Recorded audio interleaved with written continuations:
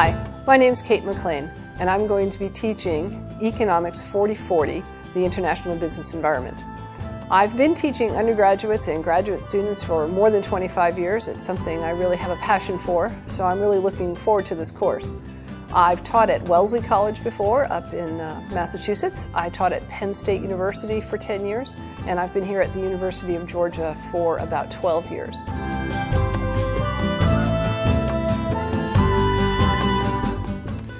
You may be wondering why you're going to take this course. Well, I wonder what you had for breakfast this morning. I'm guessing that your breakfast this morning included maybe a cup of coffee, or maybe a cup of hot chocolate, maybe even a cup of tea. If you think about it, none of those things would have been possible without international trade. No coffee is grown in the continental United States except for a little bit in Hawaii. Chocolate only grows within 20 degrees of the equator, so no chocolate in the United States. And we have a little bit of tea production, but not very much. So when you think about what our daily life looks like, it's really not possible without international trade. International trade and the benefits from trade is actually one of the oldest economic theorems we have. It goes all the way back to Adam Smith in the late 1700s and David Ricardo in the early 1800s, where they really thought about why are nations prospering? Why do some nations get better off and other nations don't?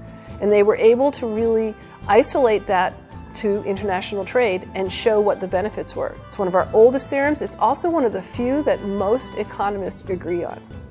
So pretty much everything we do in the world has to do with international trade, and it's just going to be very vital to our ability to be business managers to understand how the entire world is integrated together.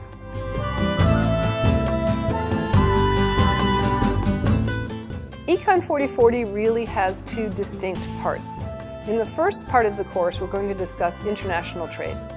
We're going to learn why nations trade and try to measure the benefits from trade. We'll go all the way back to those original theorems that Smith and Ricardo did. We'll look at comparative advantage, and we'll look at where that comparative advantage comes from, resource endowment and industry structure. So we'll first set up why nations trade and what the benefits are. Then we're going to look at why nations don't trade, because sometimes nations erect barriers, they charge tariffs, they impose quotas. So we'll look at what's the impact on the international markets of imposing these barriers to trade, and why on earth do countries do them if trade is really beneficial. Then we'll move to the second half of the course. The second half of the course covers international finance. In this part of the course, we're going to talk about exchange rates. Where do exchange rates come from? What does it mean? Why do they change? Why in the long run do they move slowly, but in the short run they can vary day to day? So we'll really focus on the movement of exchange rates. And then at the very end of the course, we'll finish this up by looking at the macroeconomy. We'll look at things like, if interest rates in one country change, but not in another country, what does that mean for the flow of international capital? And what does that mean for exchange rates?